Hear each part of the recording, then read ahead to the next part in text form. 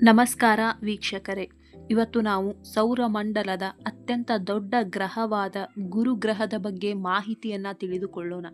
ಗುರುಗ್ರಹ ಸೂರ್ಯನಿಂದ 5ನೆಯ ಗ್ರಹವಾಗಿದೆ. ಸೂರ್ಯನಿಗೆ ಅತ್ಯಂತ ಸಮೀಪವಾಗಿ ಮೊದಲನೆಯದಾಗಿ ಇರುವಂತಹ ಗ್ರಹ ಬುಧ, ಆಮೇಲೆ ಶುಕ್ರ, ಆಮೇಲೆ 3ನೇಯದಾಗಿ ನಮ್ಮ ಭೂಮಿ ಬರುತ್ತೆ. ಭೂಮಿಯ ನಂತರ ಮಂಗಳ ಗ್ರಹ ಬರುತ್ತೆ. ಮಂಗಳ ಆದಮೇಲೆ ಈ ಗುರುಗ್ರಹ ಬರುತ್ತೆ. ಈ ಗುರುಗ್ರಹದ ತೂಕ ಎಷ್ಟಿದೆ ಅಂದರೆ ಎಲ್ಲ ಗ್ರಹಗಳ ತೂಕದ 2 ಪಟ್ಟು ಈ ಗುರುಗ್ರಹದ ತೂಕವಿದೆ. ಎಲ್ಲ ಗ್ರಹಗಳನ್ನು ಒಂದು ತಕ್ಕಡಿಯಲ್ಲಿ ಇಟ್ಟು ತೂಗಿದ್ರೆ ಗುರುಗ್ರಹ ಎಲ್ಲ ಗ್ರಹಗಳಿಗಿಂತ 2 ಪಟ್ಟು ಹೆಚ್ಚು ತೂಗುತ್ತೆ. ಇಂತಹ ದೊಡ್ಡದಾದ ಗುರುಗ್ರಹ ನಮ್ಮ ಭೂಮಿಗಿಂತ 11 ಪಟ್ಟು ದೊಡ್ಡದಾಗಿದೆ. ಸುಮಾರು 120 ಭೂಮಿಗಳು ಸೇರಿದ್ರೆ ಒಂದು ಗುರುಗ್ರಹ ಆಗುತ್ತೆ. ಇಂತಹ ಗುರುಗ್ರಹಕ್ಕೆ 95ಕ್ಕೂ ಹೆಚ್ಚು ಚಂದ್ರರು ಇದ್ದಾರೆ ಅಂತ ವಿಜ್ಞಾನಿಗಳು ಹೇಳ್ತಾರೆ.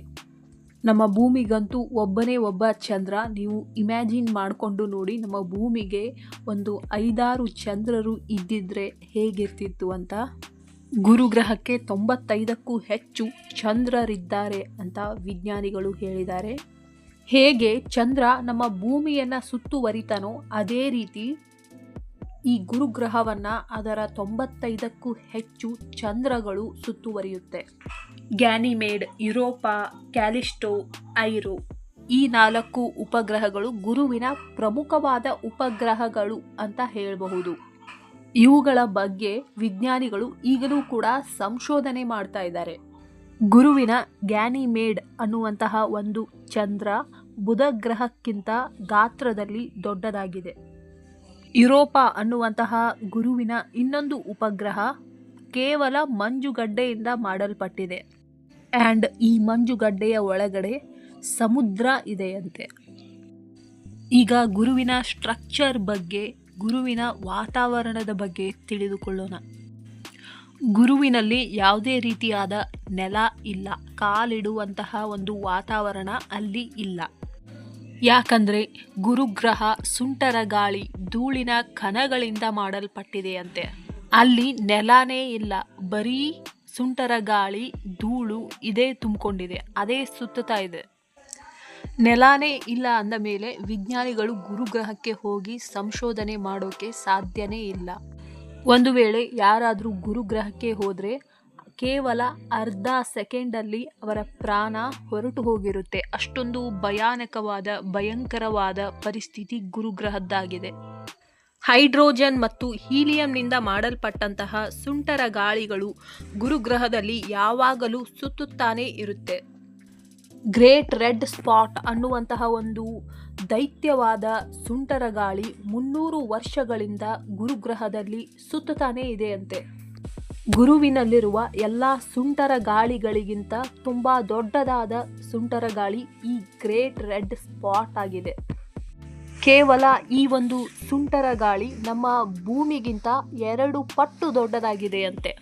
ಅದಲ್ಲದೆ ಇದು 300 ವರ್ಷಗಳಿಂದ ಹಾಗೇನೆ ಗುರುವಿನಲ್ಲಿ ಸುತ್ತತಾನೇ ಇದೆಯಂತೆ. ಹೈಡ್ರೋಜನ್ ಮತ್ತು ಹೀಲಿಯಂನಿಂದ ಮಾಡಲ್ಪಟ್ಟಂತಹ ಈ ಸುಂಟರ ಗಾಳಿ ಗುರುಗ್ರಹವನ್ನ ನೋಡಿದಾಗ ಈಸಿಯಾಗಿ ನೋಡೋದಕ್ಕೆ ಸಿಗುತ್ತೆ.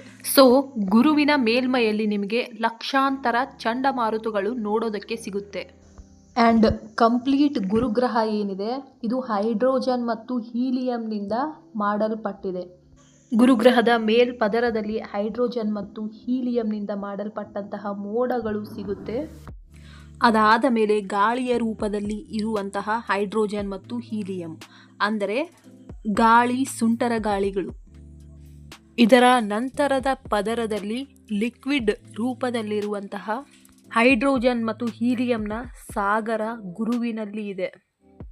ನಮ್ಮ ಭೂಮಿಯ ಮೇಲೆ ಹೈಡ್ರೋಜನ್ ಮತ್ತು ಆಕ್ಸಿಜನ್ನಿಂದ ಮಾಡಿರುವಂತಹ ಸಮುದ್ರ ಇದೆ. ಆದರೆ ಗುರುವಿನಲ್ಲಿ ಹೈಡ್ರೋಜನ್ ಮತ್ತು ಹೀಲಿಯಂನಿಂದ ಮಾಡಿರುವಂತಹ ಸಮುದ್ರ ಇದೆ. ನಂತರದ ಗುರುವಿನ ಒಳಪದರದಲ್ಲಿ ಮೆಟಲ್ ರೂಪದಲ್ಲಿರುವಂತಹ ಹೈಡ್ರೋಜನ್ ನೋಡೋದಕ್ಕೆ ಸಿಗುತ್ತೆ. ಸೊ ಇವಾಗ ಹೇಳಿದಂತೆ ಗುರುಗ್ರಹ ಮಾಡಲ್ಪಟ್ಟಿದೆ ಅಂತ ಹೇಳಬಹುದು. ವೀಕ್ಷಕರೇ, ಭೂಮಿಯಲ್ಲಿ 24 ಗಂಟೆಗೆ ಒಂದು ದಿನ ಆದರೆ ಗುರುಗ್ರಹದಲ್ಲಿ ಕೇವಲ 10 ಗಂಟೆಗೆ ಒಂದು ದಿನ ಆಗುತ್ತೆ. ಇದರ ಅರ್ಥ ಗುರು ತನ್ನನ್ನು ತಾನು ತುಂಬ ಫಾಸ್ಟ್ ಆಗಿ ಸುತ್ತುತ್ತಾನೆ ಅಂತ ಅರ್ಥ. ಆದರೆ ಗುರು ಸೂರ್ಯನನ್ನ ಒಂದು ರೌಂಡ್ ಸುತ್ತು ಹಾಯೋದಕ್ಕೆ 12 ವರ್ಷವನ್ನ ತೆಗೆದುಕೊಳ್ತಾನೆ. ಸೊ ಗುರು ಸೂರ್ಯನನ್ನ ಸುತ್ತೋದಕ್ಕೆ ತುಂಬ ಹೆಚ್ಚು ಸಮಯವನ್ನ ತೆಗೆದುಕೊಳ್ತಾನೆ ಅಂತ ಹೇಳ್ಬಹುದು. ಅಷ್ಟೇ ಅಲ್ಲದೆ ಗುರುವಿಗೆ ತುಂಬ ಹೆಚ್ಚು ಗುರುತ್ವಾಕರ್ಷಣೆಯ ಶಕ್ತಿ ಇದೆ. ಅದು ತನ್ನ ಬಳಿಗೆ ಬಂದಂತಹ ಕುಬ್ಜ ಗ್ರಹಗಳನ್ನು, ಕಲ್ಲುಗಳನ್ನು ಈಸಿಯಾಗಿ ನುಂಗಿ ಹಾಕುತ್ತೆ. ಇದಿಷ್ಟು ನಮ್ಮ ಸೌರಮಂಡಲದ ಅತ್ಯಂತ ದೊಡ್ಡ ಗ್ರಹವಾದ ಗುರುವಿನ ಕುರಿತಾದ ಮಾಹಿತಿಯಾಗಿತ್ತು ವೀಕ್ಷಕರೇ. ಇದೇ ರೀತಿ 8 ಗ್ರಹಗಳ ಬಗ್ಗೆ ಮಾಹಿತಿಯನ್ನು ತಿಳಿದುಕೊಳ್ಳುವ ಆಸಕ್ತಿ ನಿಮಗೆ ಇದ್ದರೆ ನನ್ನ ಚಾನಲ್ಗೆ ಸಬ್ಸ್ಕ್ರೈಬ್ ಆಗಿ. Thank you very much.